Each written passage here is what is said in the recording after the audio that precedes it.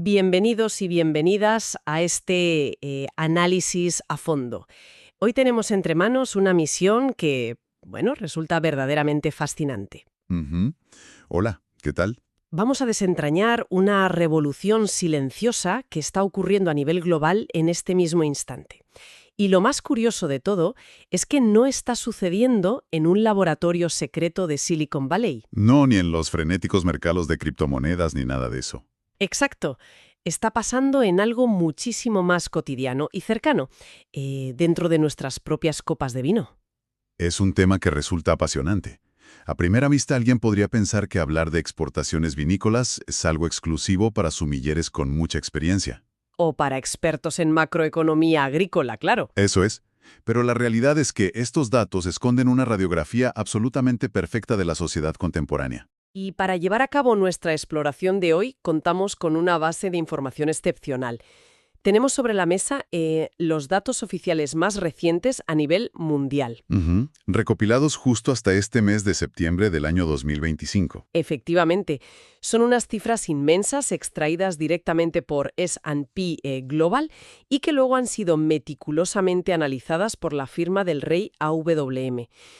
Y todo este torrente de información se centra en un mercado colosal: las exportaciones de vino embotellado de la Unión Europea hacia el resto del mundo. Un mercado gigante, ¿sí? Y para quienes nos escuchan hoy de camino al trabajo o dando un paseo y se preguntan por qué debería importarles un informe técnico sobre exportaciones de botellas de vino, la respuesta es bastante sorprendente. Ya lo creo. El mercado del vino actúa como un espejo casi perfecto.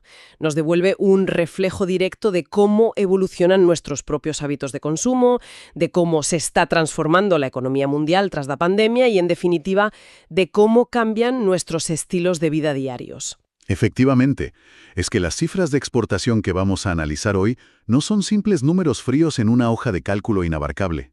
En el fondo, estamos ante un mapa increíblemente detallado del comportamiento humano.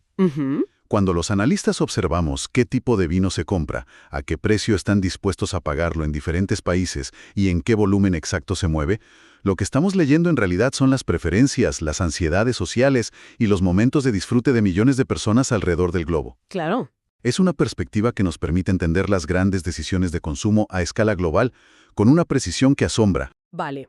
Vamos a desgranar esto, porque no podemos avanzar sin poner las cifras iniciales en perspectiva. Los números son mastodónticos. Son una barbaridad. Si tomamos la foto general del mercado europeo del vino en los últimos 12 meses, es decir, el periodo que acaba de cerrar en septiembre de 2025, el valor total de las exportaciones de la Unión Europea ha alcanzado la barbaridad de 15.750 millones de euros. Una auténtica salvajada. Repito porque marea un poco. 15.750 millones. Pero a ver, ¿qué significa esto en términos de cantidad física?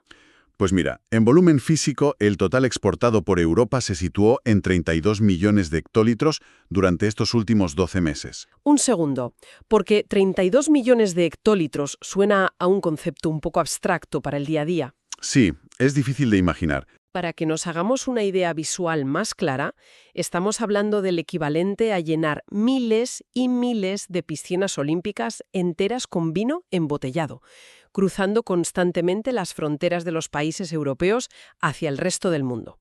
O sea, es literalmente un océano de vino. Es una imagen mental muy acertada. Es un océano inmenso. Pero el análisis cobra verdadero sentido cuando empezamos a separar las aguas de ese océano. A ver. Hay un contraste muy revelador entre el volumen físico y el valor económico cuando separamos los tipos de vino que cruzan esas fronteras. Si observamos únicamente la cantidad de líquido, el volumen, vemos que los vinos blancos representan el 43% del total de ese inmenso mar. Hablamos de 13,7 millones de hectolitros. O sea, casi la mitad de las piscinas olímpicas son de vino blanco. Exacto. Sin embargo, a pesar de representar casi la mitad de todo el vino embotellado que se exporta, los blancos solo son capaces de generar un tercio de todo el valor económico total. Fíjate. Concretamente unos 5.400 millones de euros. Ya. Y claro, Por simple eliminación, en el otro lado de la balanza tenemos a los tintos y los rosados. Claro. Estos representan el 57% del volumen de exportación, lo que equivale a unos 18,3 millones de hectolitros. Pero la clave está en el dinero. Ahí está el tema. Atención a esto, porque esta categoría se lleva 2/3 de todos los ingresos generados, nada menos que 10.350 millones de euros. A mí me parece una discrepancia brutal entre la cantidad de líquido que sale de las bodegas europeas y los euros que entran en la caja dependiendo exclusivamente del color del vino. Es que el porqué de esta tremenda discrepancia radica en un concepto económico fundamental que marca el pulso de todo este mercado, el precio medio de venta. Ah, claro. Actualmente, el vino blanco de la Unión Europea se está exportando a un precio medio de 3,94 euros por litro. Por el contrario, la categoría conjunta de tintos y rosados goza de lo que en economía llamaríamos un precio premium. Ya. Alcanzan un precio medio de exportación de 5,65 euros por litro. Es una diferencia por litro que, multiplicada por millones, define toda la dinámica comercial de las grandes bodegas europeas. Vale, para visualizarlo mejor. Es como si estuviéramos observando de cerca el mercado automovilístico. Me gusta esa analogía. En el volumen total absoluto, su verdadera fuerza, su músculo financiero, reside en el enorme margen de beneficio que sacan por cada unidad vendida. Venden a un precio significativamente mayor. Totalmente. Mientras tanto, el vino blanco ha actuado históricamente como esos coches utilitarios, vehículos que gozan de una demanda altísima, que son muy populares para el día a día, pero que dejan un margen de ganancia por litro bastante inferior. ¿Eso es? Sin embargo, tengo entendido que la evolución de este último año nos cuenta una historia de pura supervivencia para el utilitario. Así es. Los datos de los últimos 12 meses muestran una resistencia digna de un caso de estudio.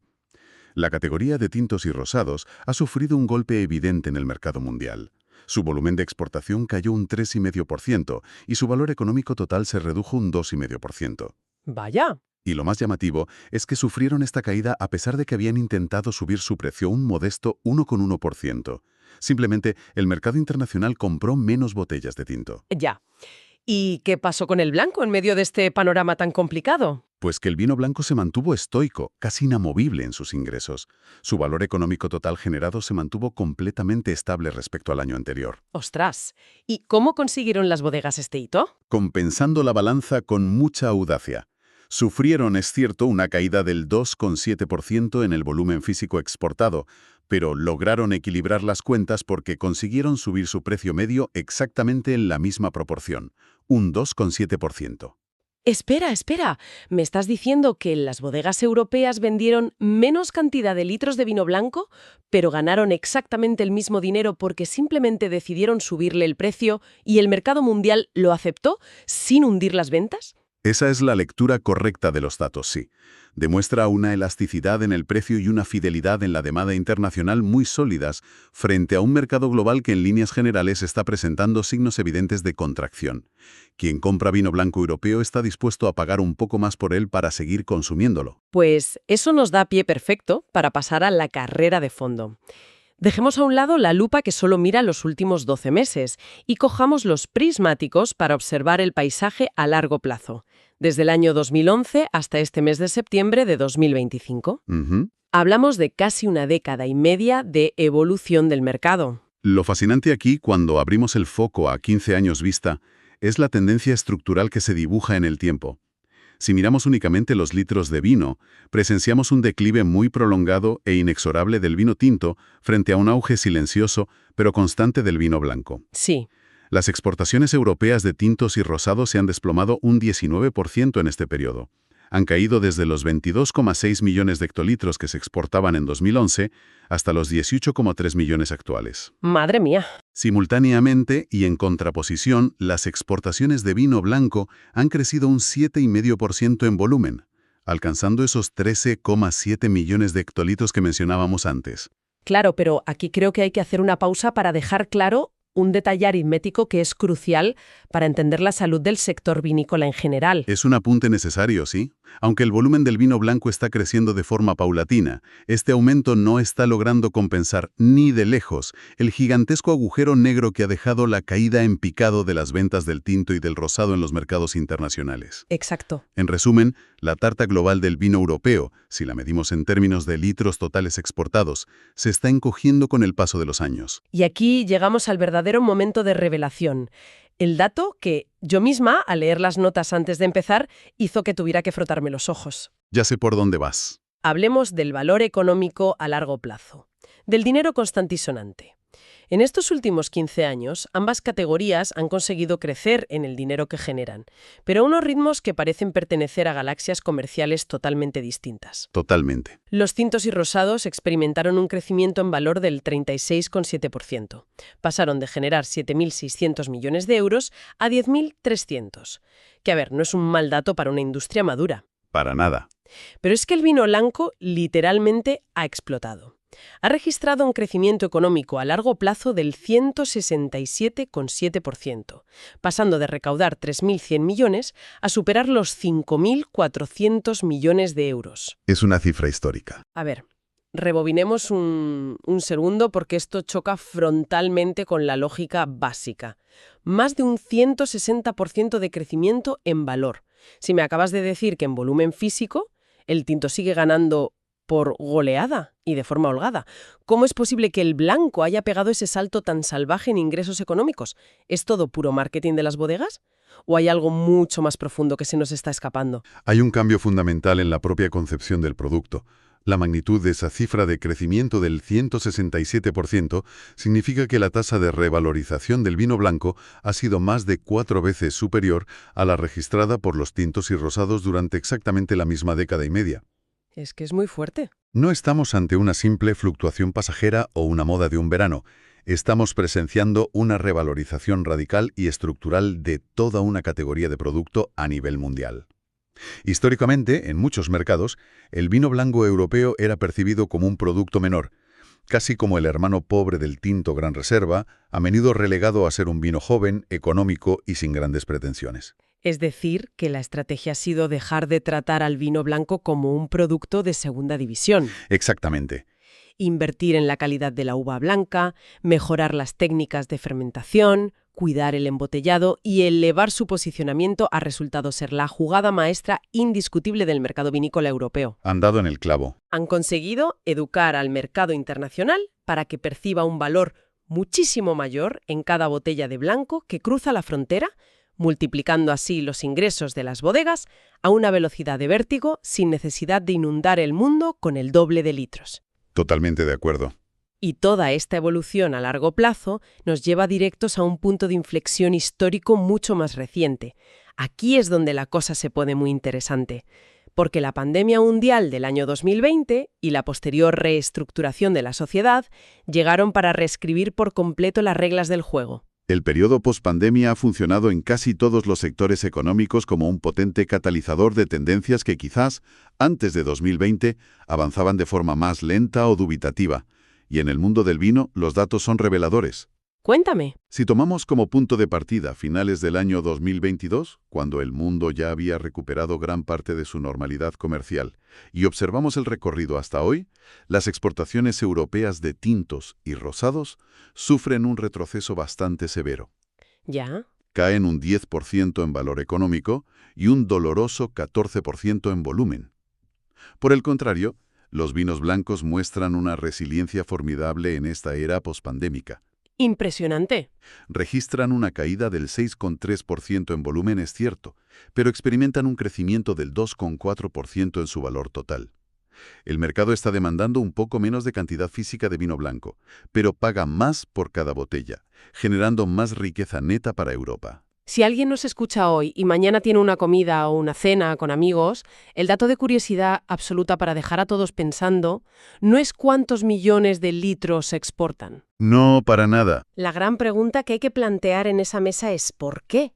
¿Qué está pasando exactamente en la mente humana y sobre todo en los paladares a nivel internacional para provocar este auténtico seísmo comercial? Si conectamos estas cifras macroeconómicas con el panorama sociológico general, las fuentes revelan un cambio de paradigma extraordinario en el paladar global.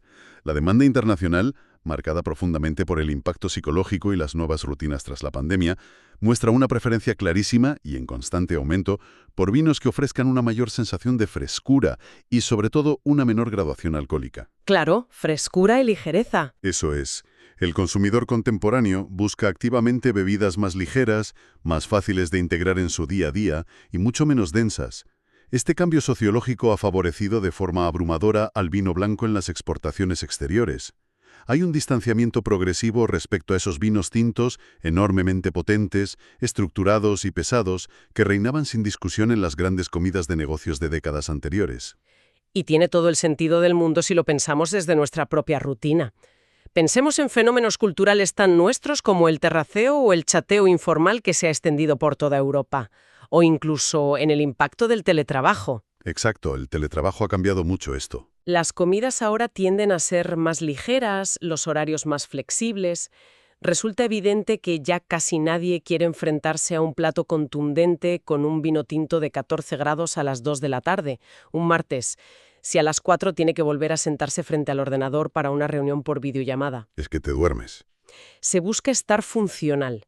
Es como si la sociedad global, tras salir de aquellos largos meses de confinamiento, hubiera decidido de forma unánime que quería ligereza, claridad mental y frescura, tanto en su vida como en su copa. Sí, una observación muy aguda. Y este perfil sociológico enlaza a la perfección con nuestra siguiente parada en este análisis a fondo.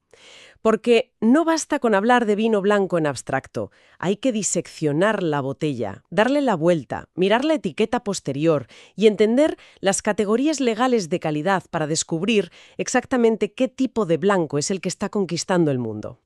Los datos que manejamos hoy desglosan estas etiquetas con muchísima precisión desde el año 2017.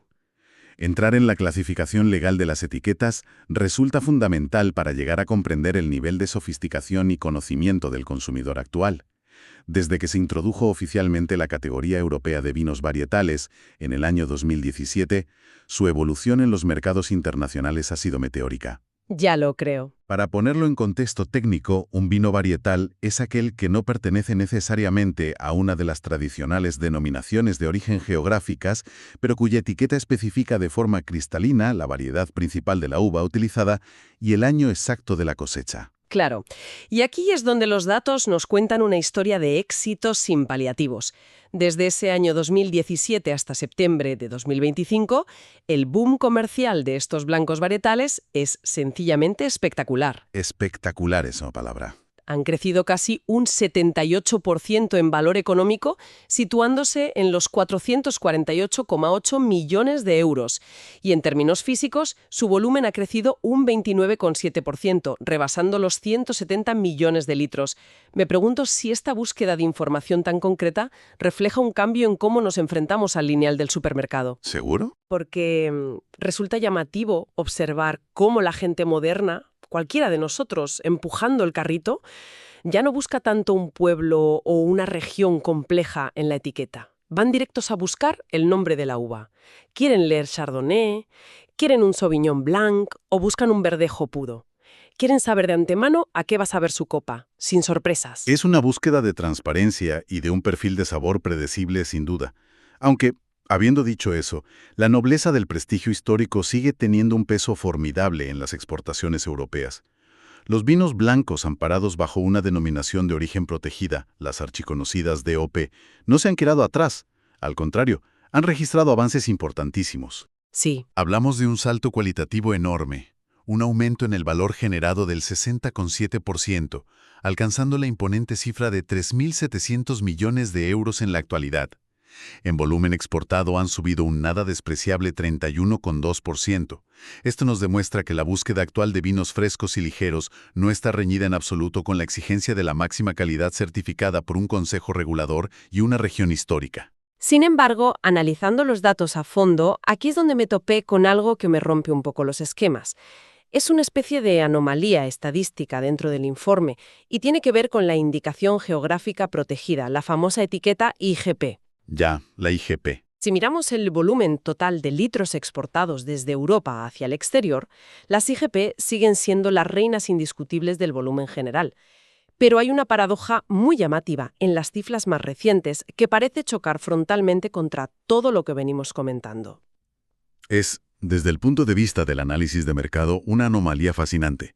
Efectivamente, mientras observamos que prácticamente todo el universo del vino blanco parece navegar con el viento a favor, los vinos blancos clasificados legalmente bajo la etiqueta IGP se han hundido de forma preocupante.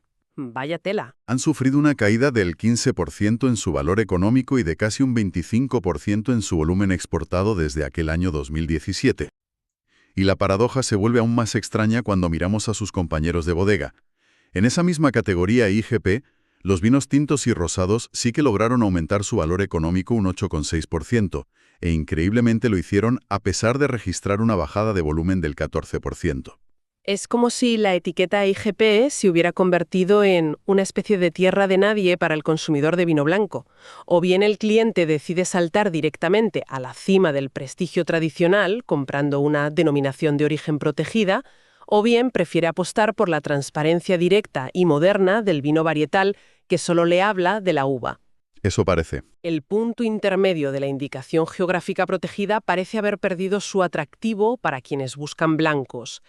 Y para terminar de componer el inmenso cuadro de las etiquetas europeas, no podemos olvidar la base de la pirámide: los vinos sin mención específica sobre su calidad o su procedencia geográfica, lo que toda la vida hemos llamado, de forma sencilla, vinos de mesa básicos. Los de toda la vida. Pues resulta curioso comprobar que, incluso en este escalón más humilde y económico del mercado, el blanco sigue devorando el terreno frente a sus competidores oscuros. Las exportaciones de estos blancos de mesa aumentaron su valor un 22,5% en este periodo analizado. En cambio, las cifras correspondientes a los tintos de mesa descendieron. Queda patente que el dominio, o al menos el impulso vital del vino blanco, es una fuerza transversal que atraviesa prácticamente todos los niveles de precio, desde el más exclusivo hasta el más cotidiano. Ese sería el gran resumen analítico de esta profunda radiografía económica y social. Los datos del mercado mundial indican de manera absolutamente concluyente que existe una ventaja sostenida, extraordinariamente robusta y transversal a todas las capas de calidad para el vino blanco embotellado de origen europeo frente al vino tinto y al rosado. Clarísimo. Esta ventaja tan marcada se está manifestando no solo en el espectacular ritmo de crecimiento económico de los últimos 15 años, sino también, y quizá de forma más crítica, en la impresionante capacidad de adaptación y evolución reciente del sector blanco ante un mercado internacional pospandémico que se ha vuelto altamente exigente y selectivo. Entonces, ¿qué significa todo esto para el futuro a corto y medio plazo? Si nos alejamos un poco y juntamos todas las piezas del puzzle analítico que hemos desplegado hoy sobre la mesa, nos encontramos indudablemente ante el retrato de un profundo cambio de era en el consumo. Sin lugar a dudas. Los fríos datos demuestran de forma indiscutible que aquellas bodegas de la Unión Europea que, hace 15 años, decidieron apostar firmemente por elevar la calidad del vino blanco embotellado, dieron de lleno en el centro de la diana comercial. Y lo han logrado porque han sido impulsadas por un nuevo perfil de consumidor mundial que, especialmente tras la pandemia, rechaza la pesadez y demanda frescura, ligereza y una menor graduación alcohólica en su copa. Totalmente. Un consumidor que premia con su dinero la claridad directa que le ofrecen las etiquetas de los vinos varietales, pero que al mismo tiempo sigue valorando y pagando muy bien el prestigio centenario de las denominaciones de origen protegidas. El reinado incuestionable del tinto pesado y estructurado, aquel que dominaba las mesas del siglo XX, parece haber dado paso, de forma estructural, a una preferencia global por la luminosidad y la facilidad del blanco. Toda esta evolución pormenorizada de los datos de exportación y este giro copernicano en las preferencias del consumidor resultan fascinantes para entender el presente. Pero esto plantea una pregunta inmensamente importante y de difícil solución. Cuéntame.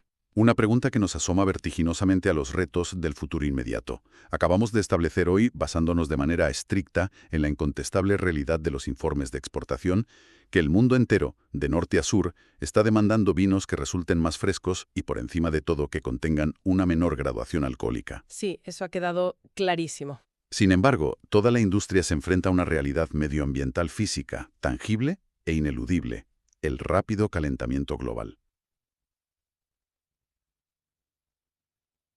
Uf, Es un principio agronómico básico que el aumento de las temperaturas medias en las regiones vinícolas provoca que las uvas maduren en los viñedos a una velocidad mucho mayor y generen como mecanismo natural de defensa niveles de azúcar mucho más elevados. claro, es pura biología. Y como es bien sabido en la química de la enología, a mayor cantidad de azúcar acumulada en la uva durante su ciclo en la vid, mayor será, inevitablemente, la cantidad de alcohol resultante tras el proceso de fermentación en la bodega. Madre mía. La ironía de la situación es abrumadora. Totalmente. Nos encontramos ante una verdadera paradoja climática que choca frontalmente con la demanda del mercado internacional. El gran dilema que queda sobre la mesa es cómo va a conseguir toda esta inmensa industria vitivinícola europea satisfacer esta creciente y lucrativa exigencia de los consumidores por vinos blancos ligeros, sutiles y de bajo nivel de alcohol, cuando el propio clima del planeta está empujando a la naturaleza, de manera inexorable año tras año, a producir cosechas de uvas que resultan, por pura biología, en vinos mucho más cálidos, densos y con una graduación alcohólica cada vez más alta. Es tremendo. Es un desafío técnico, agrícola y enológico de proporciones absolutamente colosales, y sin duda es una contradicción estructural que invita a una reflexión muy profunda sobre la viabilidad y las estrategias futuras de todo el sector agrícola europeo. Me parece una reflexión final imprescindible y un broche estupendo para cerrar nuestra exploración de hoy. Es el ejemplo perfecto de cómo podemos unir el rastro frío que deja el comportamiento de los mercados internacionales con la psicología profunda del consumidor y cómo todo ello termina chocando de bruces con los inmensos retos físicos que nos impone nuestro clima cambiante. Así es. Esperamos de corazón que para todas las personas que nos escuchan, este análisis a fondo haya servido para aportar una perspectiva nueva y sorprendente, permitiéndoles ver con otros ojos algo en apariencia tan mundano y cotidiano como el lineal de vinos del supermercado de su barrio. Invitamos encarecidamente a toda nuestra audiencia a mantener la curiosidad siempre viva, a no dejar de cuestionarse el por qué escondido detrás de las grandes tendencias y, por supuesto, a recordar en medio de la conversación todos estos fascinantes datos y paradojas climáticas. La próxima vez que escuchen ese inconfundible y alegre sonido al descorchar una botella de vino frío. Hasta la próxima exploración.